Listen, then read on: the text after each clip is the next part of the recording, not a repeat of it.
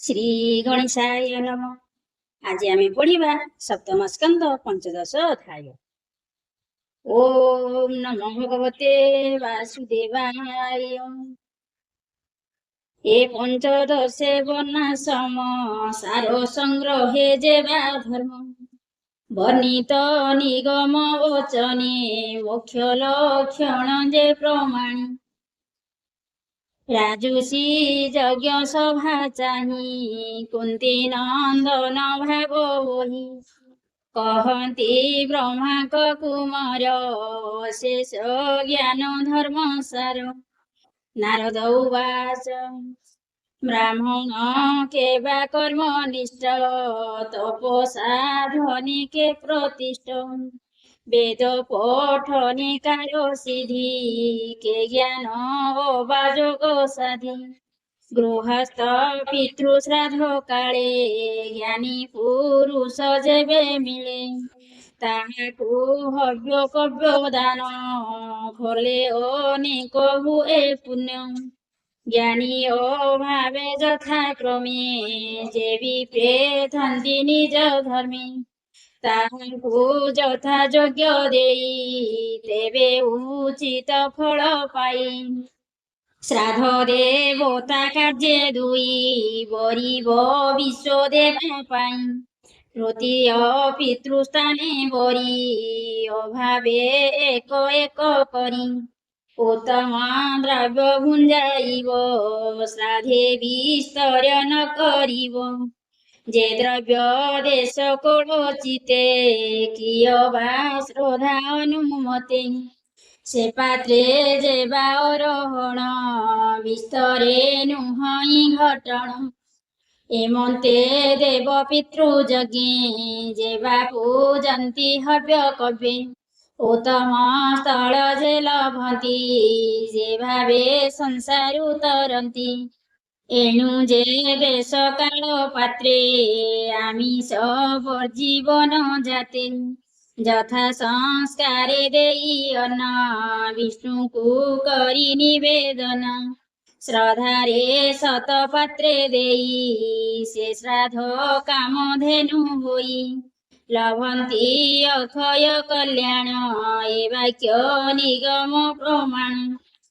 देव ब्राह्मण पितृभूते स्वजन आदि बंधु जुते एहाकु विष्णु भावे मणि संतोषे देव अन्न पाणी जाचित धर्म उपदेशे श्राद्ध करिब निरामिषे जे धर्म लभि निरामिषे से काहि लाभ पशु हिंसे स्वधर्मे इच्छा जार थिब केबे हे पशु न हिंसिब मानस कायिक वचने न करी पशु को हिंसनी यज्ञर फल जे जानती अनित्य कर्ममय चिंती आत्मा संयम अग्नि जाली इंद्रिय अर्थ घृत ढाली ए ज्ञान जगे दृढ़ करी विष्णु माया रुजंती तरी जे द्रव्यमय यज्ञ करे ताहाकु देखी प्राणी डरे एहार देहे ज्ञान नाही आंभ जीवन रखे काहि एघेनी दया जार चिते यज्ञ करिब मुनि मते विधर्म पर धर्म बेनी आभास उपमा को घेनी छल समेत पंच जान धर्म शाखाए प्रमाण जे धर्मे स्वधर्म को बाधा विधर्म जानी छाड़ श्रद्धा जे धर्म पर पाई विधि से धर्म केबे न साधि पाषंड धर्म उपधर्म दंभ मश्चर्य जेवा कर्म शास्त्रर तत्व विचारी बाह्य धर्मर ध्वजा धरी जे शास्त्र वाक्य भेद करी छल धर्म जे तांकु बोली धर्म आभास मात्र धरी आश्रम धर्म परिहरी ଶୋଇଛେ ଏକ ଧର୍ମ କରି ଆଭାସ ଧର୍ମ ତାଙ୍କୁ ବୋଲି। ଯେ ଧର୍ମ ଆତ୍ମା ଶାନ୍ତି କରେ କେ ତାହା ନିତ୍ୟ ନ ସୁମରେ। ନିର୍ଧନ ପ୍ରାଣୀ ଯେବେ ହୋଇ ଧର୍ମ ମା ଜୀବିକାର ପାଇଁ। ଚେଷ୍ଟା ନ କରେ ବହୁ ଧନେ ସନ୍ତୋଷ ଅଳପ ଭୋଜନୀ। ମହାହି ଅଜଗର ଯେହ୍ନେ ଆହାର ମିଳେ ଅକିଞ୍ଚନି। ସନ୍ତୋଷ ଆତ୍ମା ଯେବାନରେ ଅନ୍ତେ ପୋଷନ୍ତି ସୁଖ ଘରେ। ଯେ ଧନ ଲୋଭେ ଅସନ୍ତୋଷ ଭ୍ରମି ଭ୍ରମଇ ଦଶ ଦିଶ। ତାହିଁରେ କଷ୍ଟ ସାର ହୁଏ ସର୍ବ ସନ୍ତୋଷ ସୁଖମୟୀ। ଚର୍ମ ପାଦୁକା ଚରଣେ ସେ ଯେହ୍ନେ କଷ୍ଟ କପାଷାଣୀ। ଭ୍ରମି ନ ଲଭେ କିଛି ଦୁଃଖ ରାତ୍ର ଦିବସେ ଲଭେ ସୁଖ। ଯେ ଜିହ୍ୱା ଉପସ୍ଥକୁ ଜିଣି ସନ୍ତୋଷ ଲଭଇ ଯେ ପ୍ରାଣୀ। ସେ ପ୍ରାଣୀ ଇହ ପରଲୋକେ ଅଶେଷ ଫଳ ଭୁଞ୍ଜେକେ। ଯେ ବିପ୍ର ହୁଏ ଅସନ୍ତୋଷ ତାହାର ତପ ବିଦ୍ୟା ଯଶ। ଇନ୍ଦ୍ରିୟ ଲୋଭେ ହୁଅନ୍ତି ନାଶ ଅଜ୍ଞାନ କର୍ମୀ ହୁଅନ୍ତି ଧ୍ୱଂସ। ପ୍ରାଣୀ ଯେ କ୍ଷୁଧା ତୃଷ୍ଣା ହେଲେ କାମକୁ ଜିଣି ଅନ୍ନ ଜଳେ। କ୍ରୋଧକୁ ଜିଣେ କ୍ରୋଧ ଫଳେ ଲୋଭକୁ ଜିଣି ନୁହେଁ ବଳେ। ଯେ ଜନ ସର୍ବଦିଗ ଜିଣି ଏକାନ୍ତେ ଭୁଞ୍ଜଇ ଧରଣୀ। ସେ ଲୋଭ ନ ପାରଇ ଜିଣି ଶୁଣାନୁତ୍ପତ୍ତି ଚୂଡ଼ାମଣି। ପଣ୍ଡିତ ଜନ ହୋଇ ଯେବେ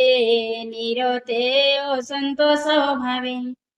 ଅଧଗ ମନ ତାହାଙ୍କର ଶୁଣା ସୁମନେ ନୃପବର। କାମକୁ ଜିଣେ ଅସଙ୍କଳ୍ପେ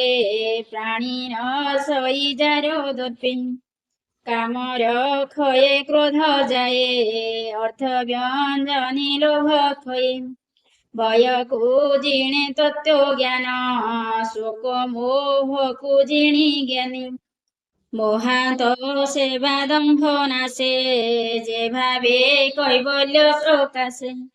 ଯୋଗ ସାଧନି ଯେତେ ବିଘ୍ନ ତାହାଙ୍କୁ ଖଣ୍ଡଇ ମଉନ। ହିଂସାକୁ ଜିଣେ କାମ ତ୍ୟାଗେ କାମକୁ ଜିଣେ ଯୋଗ ମାର୍ଗେ। ଦୟା ପ୍ରାଣୀଙ୍କ ଭୟ ହରେ ତ୍ରିପାପ ସମାଧି ସଂହାରେ। ସଂଯମ ଦେହ ବ୍ୟାଧି ହରେ ନିଦ୍ରାକୁ ସାତ୍ୱିକ ଆହାରେ। ରଜତମଙ୍କୁ ତତ୍ତ୍ୱ ଗୁଣେ ସତ୍ୱକୁ ଉପଶମେ ଜିଣେ। ଗୁରୁ ସେବନି ସର୍ବ ଦୁଃଖେ ପ୍ରାଣୀ ତରନ୍ତି ଆତ୍ମା ସୁଖେ। ଯେ ଗୁରୁ ଜ୍ଞାନ ଦାତା ଦେଇ ତାଙ୍କୁ ଯେ ମନୁଷ୍ୟ ମଣଇ। ସେ ଯେତେ ଧର୍ମ କରେ ଦେହେ ନିଷ୍ଫଳ ଭକ୍ତି ସ୍ନାନ ପ୍ରାୟ। ଯା ଦେହେ ପ୍ରଭୁ ଚକ୍ରଧର ପ୍ରସନ୍ନ ପୁରୁଷ ଈଶ୍ୱର। ତାର ଚରଣ ସେବା ଅର୍ଥେ ଅଜ୍ଞାନୀ ନୁହନ୍ତି ସମର୍ଥେ। ତାହାକୁ ନର ପ୍ରାୟ ମଣି ଅଧୋଗ ମଣି ଯାନ୍ତି ପ୍ରାଣୀ। ଏକାନ୍ତ ଭକ୍ତି ଯେଉଁ ପ୍ରାଣୀ ସାଧଇ ଷଡ଼ରି ପୂଜିନି। ସର୍ବନିୟମ ସାଧି ଜାଣେ ନିଗମ ବଚନ ପ୍ରମାଣେ। ଯେବେ ନ ଭଜେ ନ ହରି ସେ ଭ୍ରମ ଭାବରେ ହୁଅନ୍ତି ଭାରି। ବୃତ୍ତି କଳ୍ପନେ ଯେତେ ଅର୍ଥ ଯୋଗେ ନୁହନ୍ତି ସମରଥ। ଏମନ୍ତେ ଇଷ୍ଟ ପୂର୍ତ୍ତି ମାନେ ଅନର୍ଥ କୃଷ୍ଣର ବିହୁନେ। ଚିତ ବିଜୟ ଯତ୍ନ ଯାର ନିସଙ୍ଗେ କରଇ ବିହାର। ଗୃହେ ଅସଙ୍ଗ ମନ ସୁଖେ ଯୋଗ ସାଧଇ ଅତିରେକେ। ଏକାନ୍ତେ କରସେ ଥାଇ ଅଳ୍ପ ଭୋଜନି ତୋଷ ହୋଇ। ଏକାନ୍ତେ ସମଶୁଚି ଦେଶେ ବସିବ ଆସନ ଉଶ୍ୱାସେ। ପବିତ୍ର ସ୍ଥିର ସୁଖ ମନେ ଅଙ୍କାର କରି ଉଚ୍ଚାରଣୀ ବାମ ଚରଣ ଗୁହ ଦ୍ୱାରେ ଦକ୍ଷିଣ ପାଦ ତା ଉପରେ ଦେଇ ଟେକିବ ମେରୁଦଣ୍ଡ ଭୁଜେ ଆମଞ୍ଚି ଜାନୁ ଖଣ୍ଡ ପ୍ରାଣ ଓ ପାନ ଆୟୁର୍ବଳେ ରସନା ତୋଳି ତାଳୁ ମୂଳେ ନିଶ୍ଚଳ ଧ୍ୟାନ ଦୃଷ୍ଟି ଏକେ ସାଧିବ ପୂରକ କୁମ୍ଭକେ ଚେରକେ କରି ତାଙ୍କୁ ସମାନାସାଗ୍ରେ ସ୍ଥାପିବ ନୟନ ଯାବତ କାମ ମନ ତେଜେ ତାବତ ସଂଯମକୁ ଭଜେ ଏଣୁ ନିଶ୍ଚଳେ ସ୍ଥାପି ମନ ଅଳପ ଅଳପ ସଂଯମ ଏମନ୍ତ ସାଧି ନିରନ୍ତରେ ସୁଖେ ମିଳଇ ମୋକ୍ଷ ଘରେ କାଷ୍ଟ ବିହୁନେ ଅଗ୍ନି ପ୍ରାୟେ ସକଳ କାମ ଲିନ ହୁଏ ଯେ ଚିତ ସର୍ବବୃତ୍ତି ତେଜେ କାମାଦି ରିପୁକୁ ନ ଭଜେ ସେ ଚିତ ମିଶେ ବ୍ରହ୍ମ ସୁଖେ କେବେ ହେ ନ ପଡ଼ଇ ଦୁଃଖେ କେବେ ହେ ମାୟା ନ କଳ୍ପଇ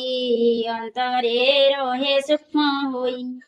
ଯେ ପ୍ରାଣୀ ଗୃହ ଦ୍ୱନ୍ଦ୍ୱ ତେଜେ ତ୍ରିବର୍ଗ ଛାଡ଼ିବ ନ ଭଜେ ପୁଣି ମିଳଇ ଗୃହେ ଯାଇ ନିର୍ଲଜ ସେହୁ ବାନ୍ତି ଖାଇ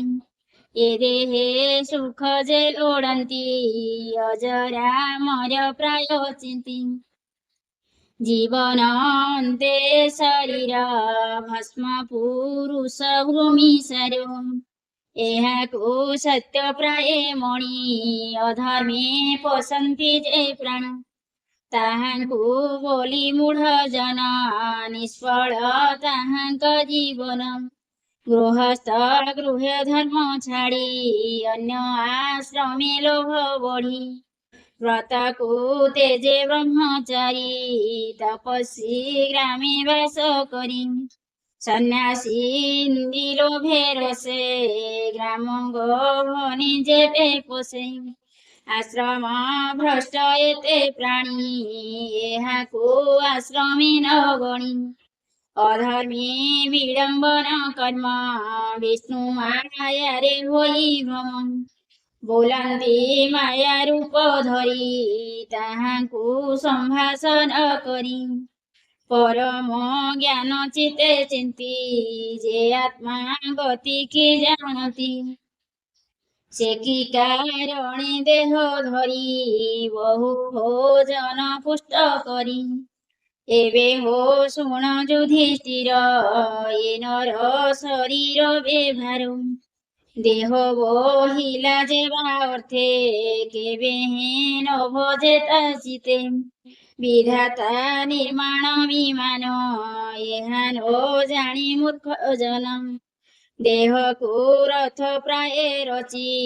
ଦଶ ତୋରଙ୍ଗ ଜହିଁ ଯୋଚି ଦଶ ଇନ୍ଦ୍ରିୟ ଦଶ ବାଜି ମନର ସ୍ମିର ତହିଁ ଯୋଜି ସାତ ସ୍ୱର ସେ ରସ ଗନ୍ଧେ ରୂପରେ ଚଳେ ଅନୁବନ୍ଧେ ସାରଥି ପଣେ ବୁଦ୍ଧି ହରେ ପଞ୍ଚ ମାର୍ଗେ ରଥ ବାହେ ଏ ନର ଦେହ ବନ୍ଧ ଚିତେ ଛନ୍ଦ ବନ୍ଧନ ଈଶ ଯନ୍ତ୍ରେ ପ୍ରାଣ ବସନ୍ତି ଏ ଶରୀରେ ପଞ୍ଚ ବାୟୁ ଅଭ୍ୟନ୍ତରେ ସେ ପ୍ରାଣ ଅକ୍ଷ ରୂପ ଧରି ବାହାର ଭିତରେ ସଞ୍ଚରି ଧର୍ମ ଅଧର୍ମ ଚକ ଦୁଇ ଏ ଜୀବ ଅହଙ୍କାର ବହି ରଥେ ବସଇ ରଥି ରୂପେ କର୍ମାନୁସାରେ ବଳ ଦର୍ପେ ପ୍ରଣବ ହସ୍ତେ ଧନୁ ତାର ଓକାର ଉକାର ମକାର ଜୀବକୁ ସର ରୂପେ କରି ପ୍ରଣବ ଧନୁ ହସ୍ତେ ଧରି ପରମ ଆତ୍ମା କରି ଲକ୍ଷ୍ୟ ନାରାଜ ବିନ୍ଧିବ ପ୍ରତ୍ୟକ୍ଷ ସମ୍ମୁଖ ଯେବେ ରିପୁଥିବେ ଯୁଧେ ସକଳ ନାଶ ଯିବେ ଶୁଣ ରାଜନ ସୁଧ ଚିତେ ସମ୍ମୁଖେ ରିପୁଛନ୍ତି ଯେତେ एकाम क्रोध शोक मोह लोभ सूया माया भय मद मत्सर अपमान प्रमाद हिंसा मिथ्यामान रजतामंस निद्रा क्षुधा एते शत्रुरे जहि बाधा त्रिगुणामयी जे प्रकृति आदि रिपु जे बेचନ୍ତି ଏହାକୁ ସମ୍ମୁଖେ ଆବୋରି ଯେ ରଥି ପାରେ ଯୁଦ୍ଧ କରି ରଥକୁ ଆତ୍ମବଶ କରି ଜ୍ଞାନ ଖଡଗ ହସ୍ତେ ଧରି ସୁଖେ ଭୁଞ୍ଜଇ ସ୍ୱର୍ଗ ରାଜ୍ୟ ଆନନ୍ଦେ ଅଷ୍ଟ ଐଶ୍ୱର୍ଯ୍ୟ ତେବେ ଏ ରଥ ତ୍ୟାଗ କରି ନିଶ୍ଚିନ୍ତେ ରହେ ମୋଦ ଭରି ଏମନ୍ତେ ରିପୁ ଯେନ ମାରେ ସେ କାହିଁ ଆତ୍ମ ସୁଖେ ତରେ ଯେବେ ଅଳସେ ରହେ ରଥେ ଅସାଧ୍ୟ ଐଶ୍ୟ ଯେତେ ରଥେ ସାରଥି ବିମାନ ସହିତେ ତାହାକୁ ବେଢନ୍ତି ସମସ୍ତେ ଦୁର୍ଗମ ମାର୍ଗେ ରଥ ନିଅନ୍ତି ଶତ୍ରୁଙ୍କ ମଧ୍ୟେ ପ୍ରବେଶନ୍ତି ସେ ଶତ୍ରୁ ଗଣି ବଳେ କରି ଅଶ୍ୱସାରଥି ରଥ ଧରି ସଂସାର କୂପ ଅନ୍ଧକାରେ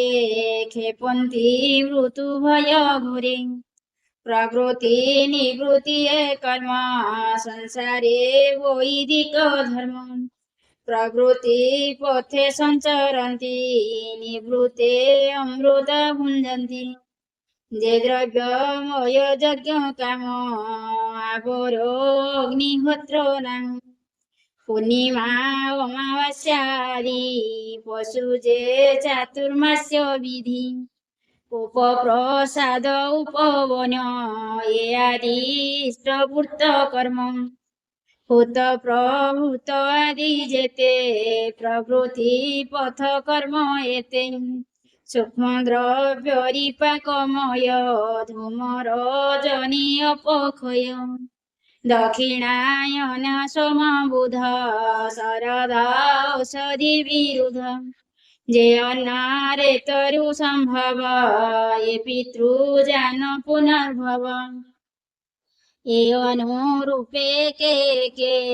ଭବେ ଭ୍ରମନ୍ତି ଜୀବ ଲୋକେ ପ୍ରବୃତ୍ତି ମାର୍ଗ ଏ ପ୍ରମାଣ ଏବେ ହୋ ଧର୍ମ ସୁତ ଶୁଣ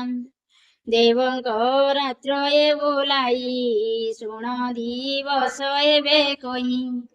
ସମ୍ଭବୁ ମରଣ ପର୍ଯ୍ୟନ୍ତେ ଦ୍ୱିଜ ସଂସ୍କାର ବେଦ ମତେ ସେ ଦ୍ୱିଜ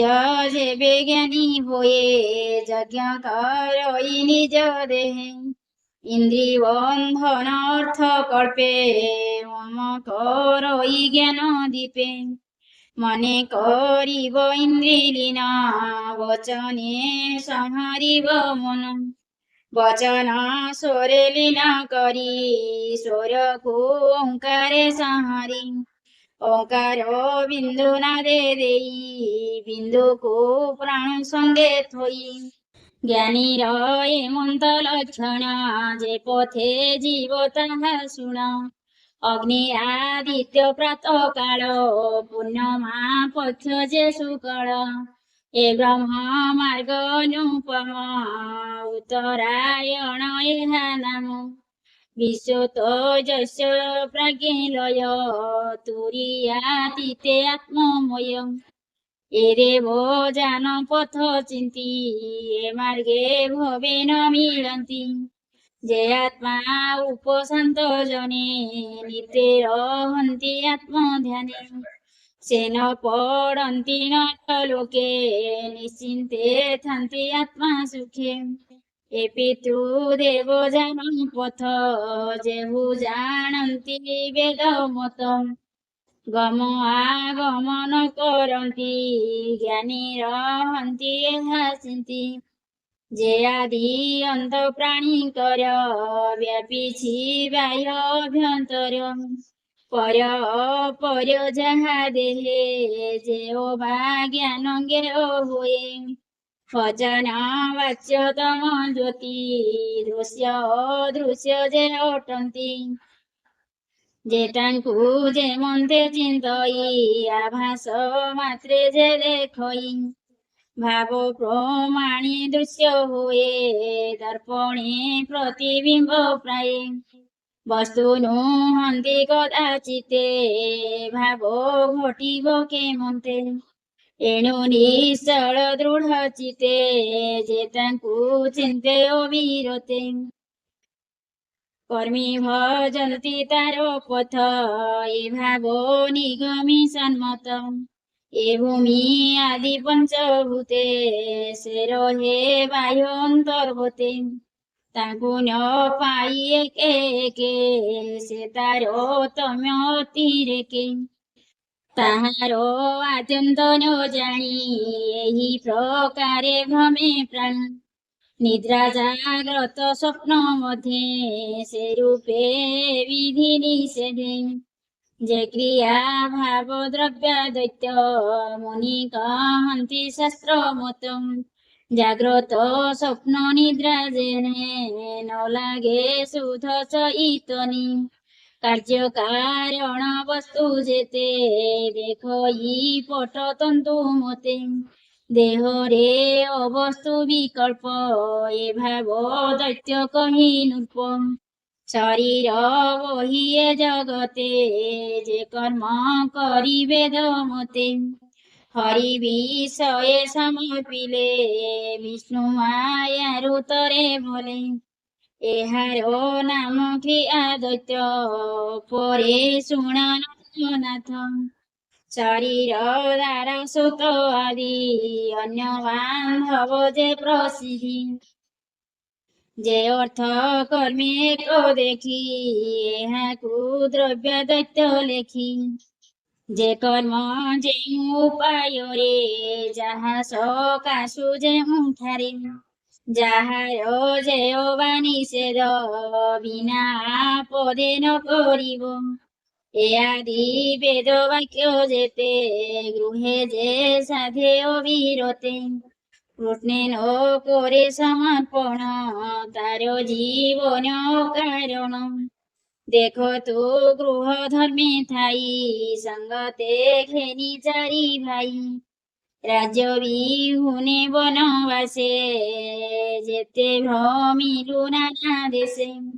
जार चरणी आश्रे करी घोर संकट जोनि स्तरी एबे तो हर देख भाग्य कलु राजसी महाजोग लभिबु परम कारण तोते सुलभ नारायण मो पूर्व जन्मे देह वही विष्णु मायारे भ्रमी होई पूर्व कल्पर नाम शुणा गंधर्व उपवर हण से कल्प अन्ते देह वही गंधर्व गण मध्ये थाई स्वभावे रूप गुण मोर अति सुंदर मनोहर गंधर्व नारी गण मध्ये उन्नत रूपे मु आनंदे युवती गणे प्रियतम एमंते गला किछि दिन एकरी बसे देव गणे समस्ते मिली पुष्पवनी ब्रह्मा शंकर आदि बसे हरि गायन रसे रसी गंधर्व गणे अणाइले मुहि जे थिली तांको तुले युवती गण मध्ये थाई आनंदे वीणा वाद्य बाई आवृत अपसरा वृंदे हस्त निवेशे तांको कंधे नृत्य मु कली नाना मते ता देखी ब्रह्मा कोपचिते देह हेळन कर्म देखी कोपे अरुण कले आखि बोइले मते कोप बोही जाबे गे शूद्र हुओ तुही ब्रह्मा को साप कोपा नळे पडिली अबनी मंडळे लभिली दासी गर्भे जन्म तेणु मो थिला शुभ कर्म तेणु सेवी विप्रपाद तरिली दुर्गम प्रमाद विप्र चरण सेवा फळे पुणी जन्मिली ब्रह्मा कुळे तोर अग्रते गृह धर्म बनिली ଯଥା वेद कर्म ଏହା ଶୁଣନ୍ତେ ପାପ ହରେ ଯେ ଧର୍ମୀ ଗୃହେ ଥାଇ ତୋରେ ତୁ ନର ଲୋକେ ଭାଗ୍ୟବନ୍ତ ଯେଣୁ ତୋ ବାନ୍ଧବ ଅତ୍ୟନ୍ତ ତୋହର ଗୃହେ ନର ହରି ବସାଇ ନର ରୂପ ଧରି ସେ ହରି ବ୍ରହ୍ମ ନିରଞ୍ଜନ ଧ୍ୟାନେ ନ ପାନ୍ତି ମୁନି ଜନ कैवल्य मुक्ति अनुभूति परम सुखे तार स्थिति से तोर प्रिय भगवान स्वभावे मातुल नंदन जगत आत्मा महागुरु केवा महिमा बनी पारु ब्रह्मा शंकर आदि देवे जार महिमा न जानिबे मौन व्रत तप आदि निश्चल धारणा समाधि निर्मल भक्ति उपशमे निर्वाण लोभे जारो नामे सातुत जनकर पति से हरि हेउ भगति श्री शुक उवाच एमन्ते देव ऋषि वाक्ये पंच पांडवे के कृष्ण चरणे पूजा कले नारद पादे प्रणामिले नारद उठिला तक्षणे नमिले श्रीकृष्ण चरणे से कृष्ण आज्ञा घेनी शिरे तक्षणे अंतर्धान हेले एमन्ते दक्ष कन्या गर्भे जेबे पूजिले दानवे देव मानववादी जेते पूर्वे मु कहिअछि तोते एबे कहिली तोते भावे जे जहि देवता दानवे सर्व कहिली तो अग्रते राजन शुण एक चिते हरिचरित भागवत नृसिंह चरित अमृत सप्तम स्कंदे भागवत सुपुण्य प्रहलाद चरित जेहा स्तुति पथे शुणे मन वचने परिमान नुहति माया रे मोहित बणई दास जगन्नाथ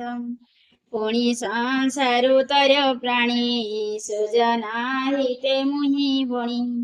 संसार सुख दुखे थाई मुढ़े तरिबे हागाई इति श्रीमद्भागवते महापुराणे परमहंस सहिते वैयासिका सप्तम स्कंदे प्रह्लादानुचरिते युधिष्ठिर नारद संवादे सौदाचार निर्णय नाम पंचदशोऽध्याय बळीर त्रिपाद भूमि दान संकल्प एवन्ते गुरु साप पाई धरणी दानी मन देई बामन बेनिपाद धरी विधि पूर्वक पूजा करी बळीर पत्नी विंध्या बळी कंठे भूषण रत्नमाळी उदक पुण्य घट वेगे घेनी मिलिला स्वामी आगे आगरे उभा तार राणी बळी घेनिला कुश पाणी देव वचने वाक्य करी कांतो कामिनी बोध भरी बामन कले स्वस्तिवाद धरणी देला दिनी पाद हरि ओम तत्सत् हरि ओम तत्सत् हरि ओम तत्सत्।